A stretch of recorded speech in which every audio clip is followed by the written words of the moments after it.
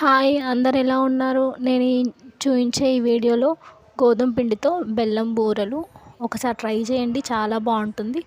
ఇలా బెల్లం తీసుకొని చిన్న ముక్కలుగా కట్ చేసిన తర్వాత ఒక బౌల్లో వేసుకోండి.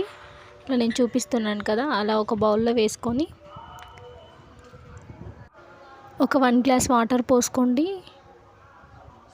ఒకవేళ మీకు బూరెలు తీయగా ఉండాలనుకుంటే 1 గ్లాస్, కొంచెం తక్కువ తీయగా ఉండాలనుకుంటే ఒక 1.5 గ్లాస్ వాటర్ పోసుకుంటే సరిపోతుంది. నెక్స్ట్ స్టవ్ ఆన్ చేసుకొని ఇప్పుడు బెల్లం వాటర్ కలిపిన బౌల్ ఉంటుంది కదా, అది స్టవ్ పైన పెట్టుకోండి. ఇలా చూపిస్తున్నాను కదా, అలా టేస్ట్ కోసం ఒక 3 యాలకులు దంచిన తర్వాత ఇలా బెల్లం పాకంలో వేసుకోండి. ఒకసారి ఇలా స్పూన్తో కలపండి, ఎక్కడైనా గడ్డల్లాగా ఉంటే కరిగిపోతుంది.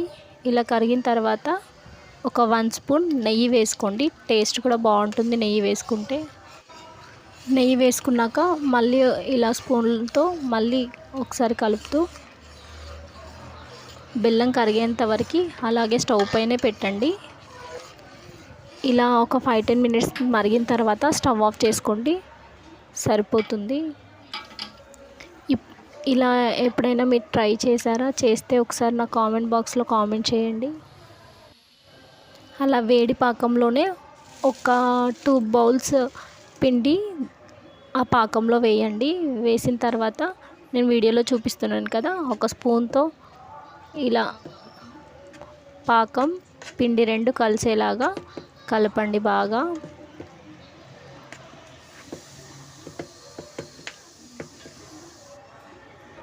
ఇలా పిండి పాకం 2 కలిసేలాగా స్పూన్తో బాగా కలపండి. కలిపిన తర్వాత నేను చూపిస్తున్నాను కదా వీడియోలో, ఇలా ఉండాలి కన్సిస్టెంట్.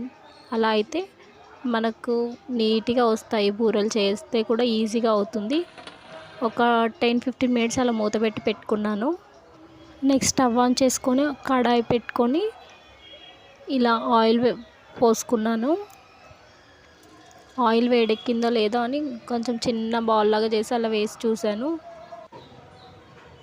ఇలా చూపిస్తున్నాను కదా, సేమ్ పూరికి బాల్స్ లాగా ఎలా చేస్తామో అలా చేసుకొని ఒక కవర్లో వేసి ఇలా బౌల్తో ప్రెస్ చేస్తున్నానండి. నా దగ్గర పూరి ప్రెషర్ లేదు, హ్యాండ్తో ప్రెస్ చేస్తే రౌండ్గా రాదు, చాలా టైం పడుతుందని ఇలా కవర్లో వేసి ఇలా తీస్తున్నాను. చూడండి, ఇలా వచ్చిన తర్వాత మనం వేడైన నూనెలో వేసుకొని 2 సైడ్స్ కాల్చండి.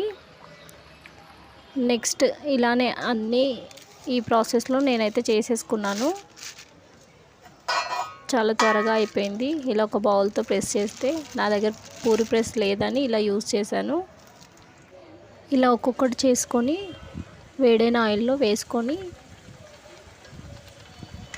స్పూన్తో 2 సైడ్స్ కాలేంత వరకు, గోల్డెన్ కలర్ వచ్చేంత వరకు వేసుకోండి. చాలా టేస్టీగా ఉంటుంది, ఒకసారి ట్రై చేయండి. చూడండి ఎంత బాగా వచ్చింది, మంచిగా ఉంది కదా, చూడడానికి తినాలనిపిస్తుంది కదా, బాగుంది. ఇలా నేను చేసిన పిండితో ఇన్ని అయినాయి అన్నమాట.